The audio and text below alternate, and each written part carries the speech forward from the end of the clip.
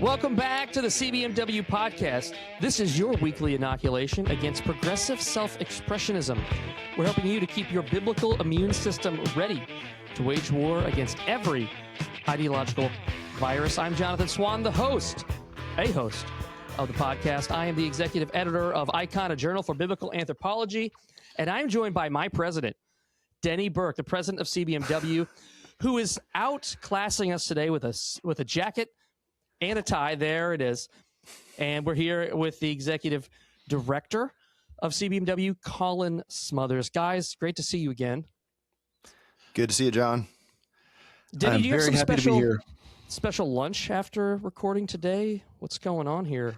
I have no special lunch. Okay. You know, allegedly you're supposed to be wearing a tie and everything if you have lunch with Dr. Moeller. I had lunch with him last week, but I didn't wear a tie. But here I have one today. This is just for the students. Okay, not to make up for the lunch. Well, we have a very exciting article to talk about. In fact, it's the only thing that we're allowed to talk about. I sent a text to the brothers yesterday saying, hey, what are we going to cover on the podcast? And Colin Smothers sent back, there's only one option. In fact, actually, he didn't say that. I misread his text to say there's only one option. He was just saying, here's one option. And that one option is an Atlantic article because Colin is a frequent reader of the Atlantic. The title of the article is "The Tide Goes Out on Youth Gender Medicine.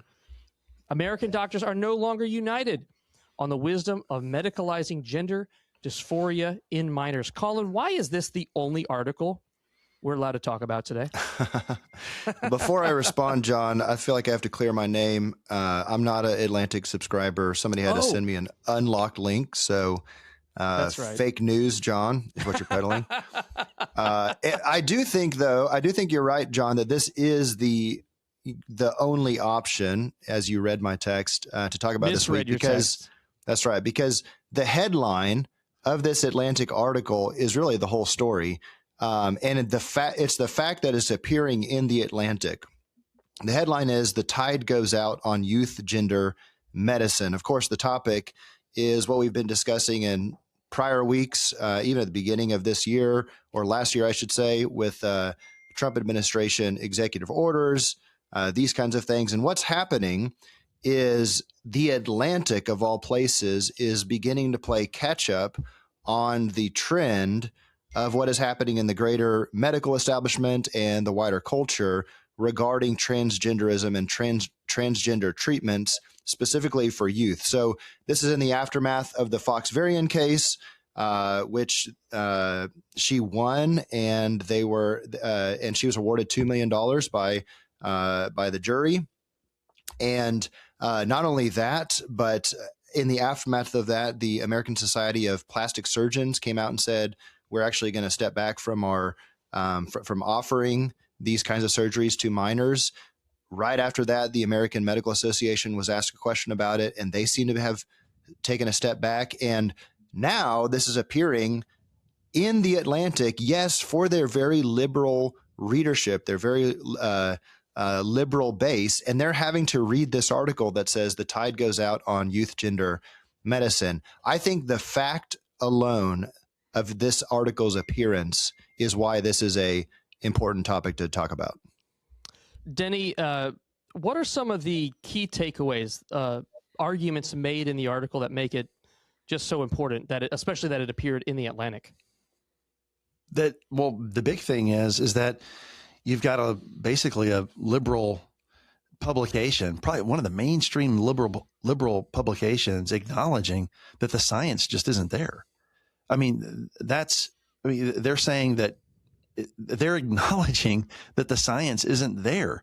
So you know what they've been saying all up until now? Trust the science. Mm-hmm. That's what they've been saying, but it's been smoke and mirrors the whole time. For me, that's what's astonishing. Now, I say I don't mean the Atlantic. I mean the left more broadly. So the left has been saying, look, here's all these studies we have. Here's what the science says. And they'll point to some very obscure things. They'll ignore mountains of other things that are contrary to what their case was. And that's what they've been doing forever. And then left-wing publications have just kind of been giving them a pass based on that.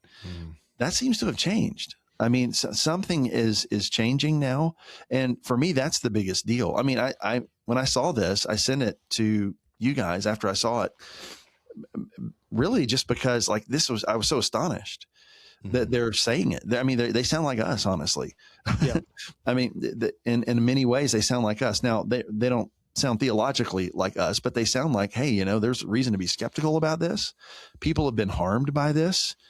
Doctors are now going to be reluctant to pursue these procedures because of this. I mean, that's even now being acknowledged. You know, who's going to be willing to do these procedures if you can get sued and have to pay $2 million, like what's going on with the Foxvarian case? So just the acknowledgement that this has happened is a massive, massive sea change. Just to remind everybody how mainstream this was in the mid 2000s. I remember in the early 2000s first hearing about this child named Jazz Jennings, I think was his last name, who was experiencing gender confusion, and with the help of his mother decided to transition to become a female.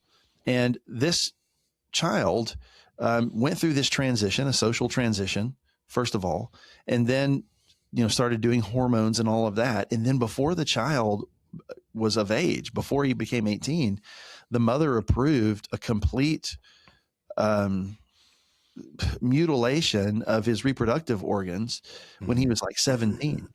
So and this was all televised, by the way. They had cameras in the room. That's the point that I'm leading up to. This was a show on television where they traced his transition. And so this was like followed on TV, and people were watching this. And, you know, in the country, it was, I guess, supposed to be thinking, oh, this is normal, that we would remove the healthy reproductive organs of a 17-year-old boy.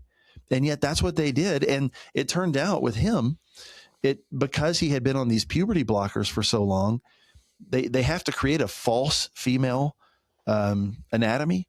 But to do that, they use the old male anatomy, and they make a cavern out of it, basically. But he didn't have enough because they'd been suppressing his puberty. And so they had to sew in a piece of intestine to make the false female anatomy. I mean, it was crazy, horrible, macabre stuff. And this happened when, like 2016, 2017, somewhere around there. Where were the cries of alarm then? I mean, where was this? To me, people should have been, it was so common sense. What possible science could tell you that was okay? You know, I don't know what it was, but I'm glad. We've talked about this before, but the fever seems to be breaking some. And I hope that this will go away, not just for children, but also for adults. Yeah, there's a couple things that are said in the article that, like you said, Denny, sound like us. So there's an admission of what they call the affirmative model of transgender care, showing that there's problems with it. The affirmative model of transgender care is basically listening to the child and affirming the child in their gender conclusion. And then in so many cases, Foxvarian, within 11 months of having this gender crisis, they're getting a mastectomy or any other kind of surgery. On the other side of that, there's so much regret, remorse, and worse mental health outcomes. Then this is another big one that's in that article, is there's the admission of the claim of suicide being emotional blackmail. We've heard it for years now, where doctors tell parents, if you don't let your child have this gender reassignment surgery, you're going to have a suicidal kid. And so that's been used as emotional blackmail for years. And so now the Atlantic is showing that to have always been a fraud. Well, and here's the thing, you know, I want listeners and viewers just to be thinking about the way that we all got conditioned by propaganda. And, well, I say we because I'm being generous. I actually wasn't buying this, but there were a lot of people that were buying this, but they were being conditioned by propaganda. And you'll remember what happens in a propaganda war is you start to euphemize ugly things, wrong things.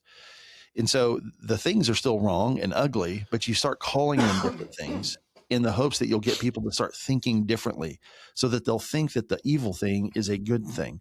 So do you remember, listeners, viewers, back in the, I don't know, 2010, 2000s, and before, we used to use a phrase called sex change surgeries. Do you remember the phrase sex change surgeries?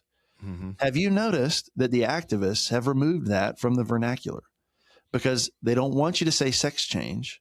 They don't want you to say, anything like that that would suggest what's really going on.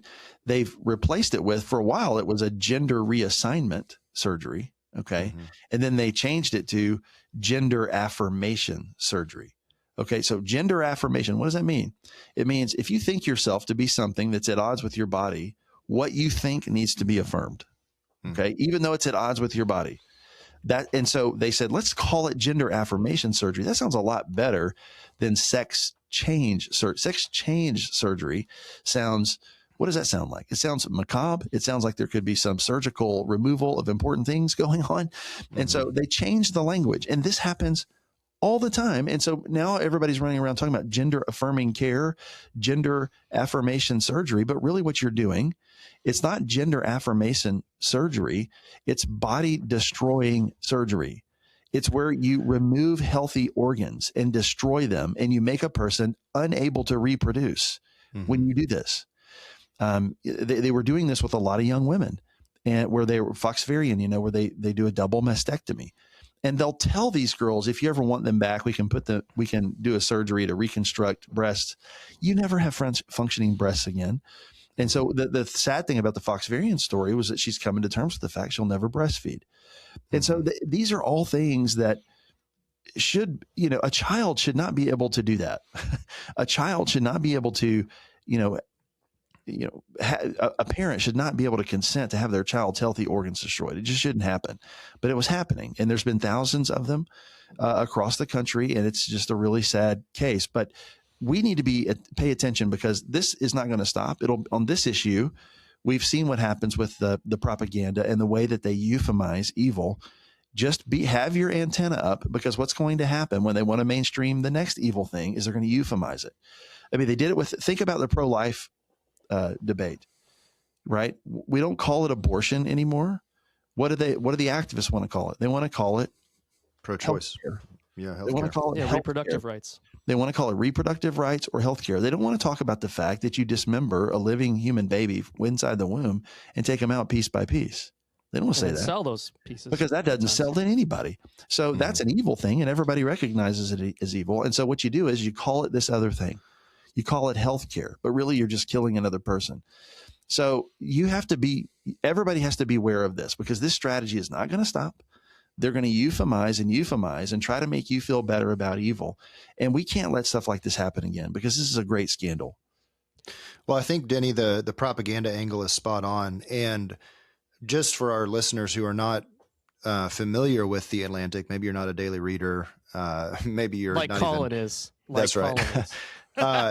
The reason why this is such a shocking article and why it's so newsworthy is The Atlantic itself was part of the propaganda war. Listen to this headline from 1 year ago. This was January 2025, pages of The Atlantic. Here's the headline: "The attack on trans rights won't end there," by Adam Serwer. Now I want to read for you a sentence from this article. Keep in mind, today we're talking about the Atlantic article that was run, waking up to the truth about transgenderism, rejecting the very propaganda that was printed in these pages. So this is what was written 1 year ago in the Atlantic. It says, talking about Donald Trump's executive orders, Donald Trump is already making good on his promise to persecute trans people zealously. They go on to cite the military executive orders, and the other executive orders that he rolled out. And then listen to this sentence: "A day later, Trump issued a second executive order that could make gender affirming care," there's that term, Denny, "for young people unavailable in most of the country." That's exactly what we're talking about here. And it was the pages of The Atlantic celebrating not only the gender affirming care, but then lamenting Donald Trump's curtailment of it, again, for the benefit of young people across this country, for their health. And The Atlantic, that was the propaganda war that has been being waged up until literally like a couple weeks ago, maybe months ago. It's still continuing, but we're starting to see the dominoes fall and the dam is breaking. Well, and listen, think about this. What if some of these orders had gone into effect, I don't know, before Fox Varian made her decision, when she was struggling? Okay, you listen to her now lament the loss that she's feeling because she'll never be able to breastfeed. That's gone for her. Who knows about her fertility overall after all the hormones and stuff? So who knows? But let's just imagine, what if we had somebody in government saying, we're not going to do this anymore, and we'd had it before she made her decision to undergo these procedures. Yeah. And she was spared from that. And she didn't go through the double mastectomy, and she didn't take all of these drugs suppressing her fertility and all the rest. What if that never had happened? The Atlantic was calling that persecution. Like, to prevent that from happening to her, they're calling that persecution of trans people. That's not persecution. That's a rescue, right? That's saving them from heartache. It's saving them from destroying their own bodies.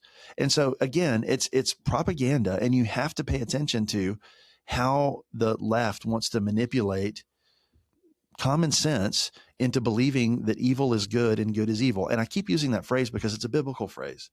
The Bible says, woe to those who call evil good and good evil. Like, when you swap those things and you manipulate things so much that you start to convince people that something evil is good, you've done something, something really abominable.